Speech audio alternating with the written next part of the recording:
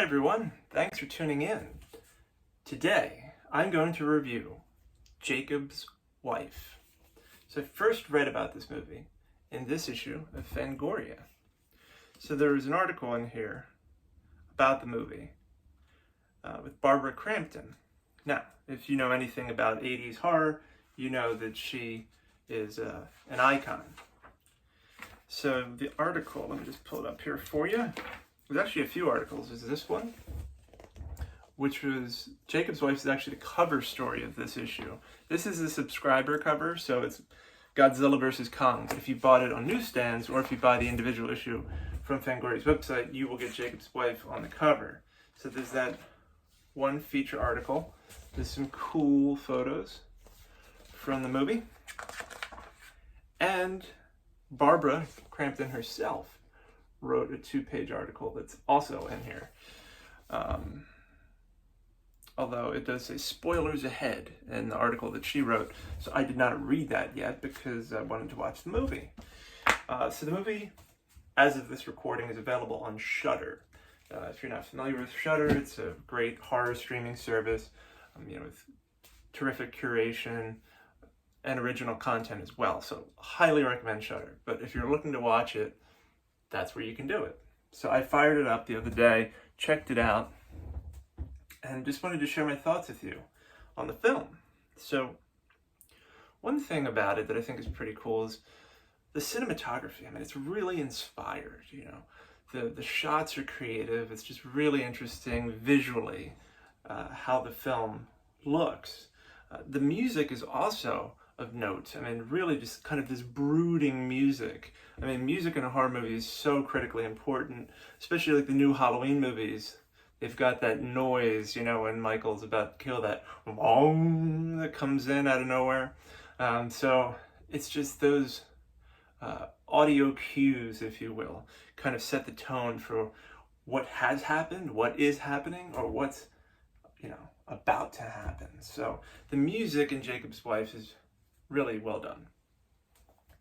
It's also a mysterious film. I mean, I was watching this movie and I frankly had no idea where it was going. You think, oh, it's got vampires and it's going to be like every other vampire film or TV show.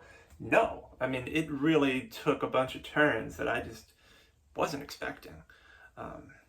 This movie really is what I would call a startling exploration of carnal pleasures, sexual and vampiric, alongside a delicious dose of dark humor.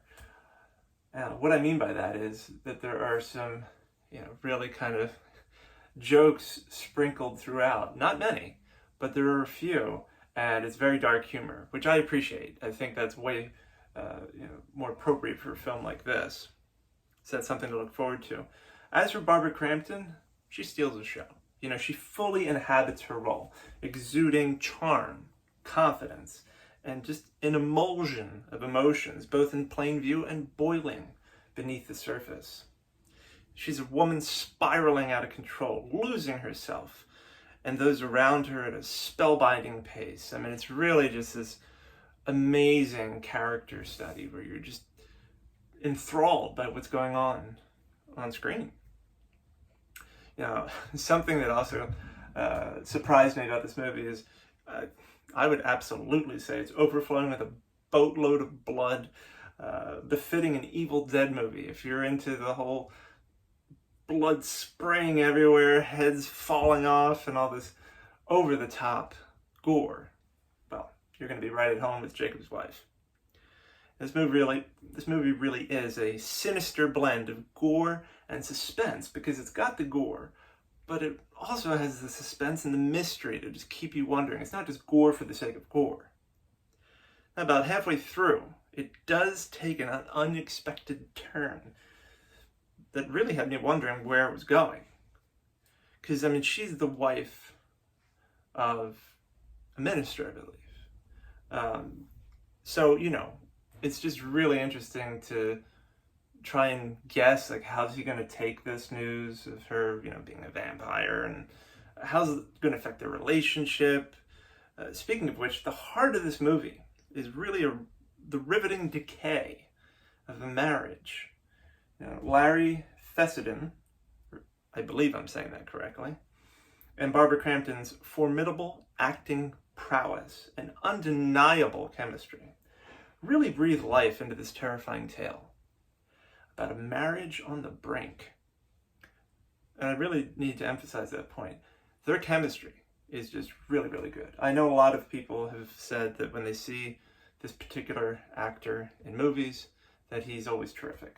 I've never seen a movie with him until now, but just like Barbara Crampton, I will seek out other movies that he's in because I do want to check it out. I love good character actors, and to see both him, both Larry and Barbara in these leading roles is pretty special. And I believe she mentioned that in Fangoria, that when she saw that she could have this really meaty role to take on, she said, absolutely, right? Rather than just being kind of a bit player, she's the focal point, as is Larry. Now, speaking of kind of people who were, the supporting cast, if you will, CM Punk. I did not expect to see him in this movie. I just watched the show Heels. Blew through that first season. It's fantastic. Go watch it on Stars. If you just sign up for a free trial, watch it. It is exceptional. It's about pro wrestling, but I think even if you're not a wrestling fan, you'd love it. But check out my review of Heels on my website, michaelcavacini.com, and you'll get all my thoughts on it. But anyway, CM Punk was in that, and he's in this. He's Deputy Colton, which was a really pleasant surprise to see him appear on screen, especially after enjoying his work in Heels, and of course, AEW, right? He's everywhere right now. And I think it's really cool that he's really diving into the whole acting thing and excelling. So this movie, Jacob's Wife, it really raises questions about individuality, female empowerment, and the roles we play in romantic relationships.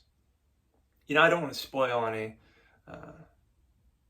twists, turns, or plot points, but I'll just say that it will have you thinking about your own relationships, whether it be with family, with friends, with loved ones. I mean, it's just movies that make you think about yourself and put yourself in that role, wondering, am I like that? Or how would I deal with this situation? Those are the best because it shows that you're emotionally invested in what's happening on screen. And yeah, Jacob's Wife is really just a fun ride. It's not gonna necessarily blow you away and be the greatest horror film you've ever seen, but it's high quality, great acting, visually it's stunning, the music is terrific. What more could you want? So if you're looking for a good post-Halloween horror film to enjoy, I definitely recommend Jacob's Wife. So thank you all for tuning in. I really hope you appreciated this first movie review using my fancy ring light and tripod. There'll be more of them to come.